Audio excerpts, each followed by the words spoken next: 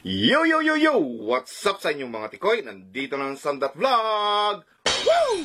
And today ay ang pag-uusapan natin ay kung paano ninyo makita ang tumitingin ng inyong Facebook profile. Malalaman nyo na rin kung sino yung mga stalker ninyo, yung mga ex-boyfriend ninyo, ex-girlfriend ninyo, or sino yung may balak umutang sa inyo. Nagpo-post kayo ng mga naibintal nyo or mga pera-pera dyan, may balak na ang inyong mga kaibigan na umutang sa inyo. Yung mga may balak umutang dyan. Mag-ingat-ingat na kayo sa pagtitingin ng profile ng inyong mga kaibigan. At syempre, yung mga stalker na tumitingin din sa inyo. Yung mga may gusto sa inyo pero ayaw nyo naman. So, ipapakita ko sa inyo kung paanong gagawin. Napakadali lang. Kaya, pag ready na kayo, ay sundan nyo lang. Kunin nyo na yung cellphone ninyo at sundan ninyo ang ipapakita ko sa inyo at kung ano ang gagawin ninyo. So, bago natin simulan yan, ay huwag nyo munang kalimutan mag-subscribe. Hit mo na rin ang notification bell para notify ka sa aking mga bagong upload. Kaya, yan. Let's go! Woo! Maraming salamat po sa Team Samdot Vlog sa ayuda na binigay nyo. Ito na po ang aking napamili. Nalulutuin po bukas sa 40 days ng aking anak. So maraming salamat po sa inyo, Samdot Vlog Team. So yun na mga tikoy, at nandito na tayo sa my cellphone at ipapakita ko na sa inyo kung paano tignan ang mga tumitingin sa iyong Facebook profile. Baka yung crush mo ay tumitingin na din sa iyong Facebook profile, hindi mo lang alam na may gusto pala sa'yo ang iyong crush. So let's go, simulan na natin. So punta na tayo dito sa my Chrome. I-click mo lang yan and then make sure na naka-desktop ka. So yan, naka-desktop na ako. So yes, punta ka dito sa profile mo. Nandito na ako sa my profile ko sa Facebook. And then mag-search tayo. Kung nakikita mo yung square dyan, ay i-click mo yan para ma-copy mo ang iyong Facebook profile link. So yan.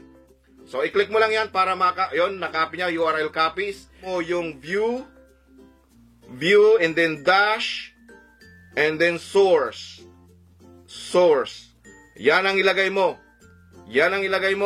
And then dalawang dot, yung di ko alam kung anong tawag dyan. And then yung pinaka-copy paste ko kanina, yung profile mo. So ilagay mo na, i-copy paste mo. So paste. And then i-click mo yung go.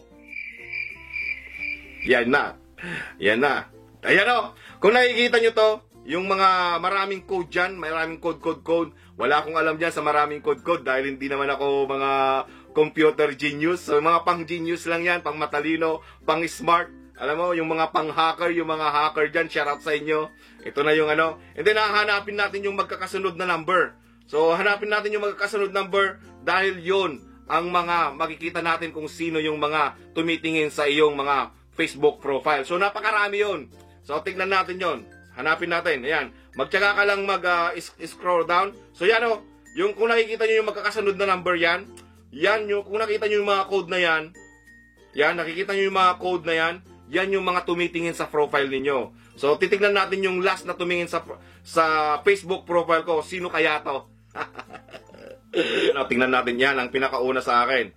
So, ang kunin lang natin ay yung number, yung 10002636884351. So, yan lang ang i-copy paste natin.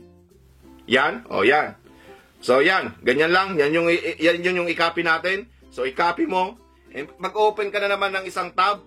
So, mag-open tayo ng isang tab. So, yan. Punta tayo dito. Make sure nasa profile ka. And then, i-resin mo yung pangalan mo. I-erase mo yan. Yung Ibale. Sam Lloyd Ibale. I-resin mo yan. And then, ilagay mo yung code na kinapi mo kanina. So, paste. So, i-paste mo yan. And then, tingnan natin. Ito na. Magkakaalaman na kung sino last na tumingin sa aking Facebook profile. Go! Tignan natin. Si Kuya Noy Tapes Vlog ang last na tumingin sa aking Facebook profile. Kaya, Kuya Noy Tapes Vlog, bakit mo tinitignan ang profile ko, ha? Anong tinitignan mo dyan, ha? Shoutout sa'yo. Kung hindi mo pala kilala si Kuya Noy Tapes Vlog, shoutout sa inyo. Marami kayong malalaman about Canada. Kaya shoutout kay Kuya United Vlog. And then, sige, tingnan natin pa yung last two na tumingin sa ating profile. So, tingnan natin. Ayan, ito, tingnan natin yung code. Ito. Itong code na to, yung, yan, i-highlight ko. So, yan. Kunin natin yung number.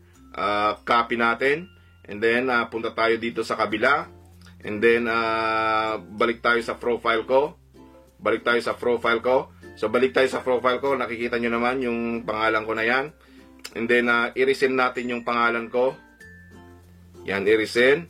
And then, i-paste mo yung kinapi mo kanina. So, yan. And then, go. Yun na!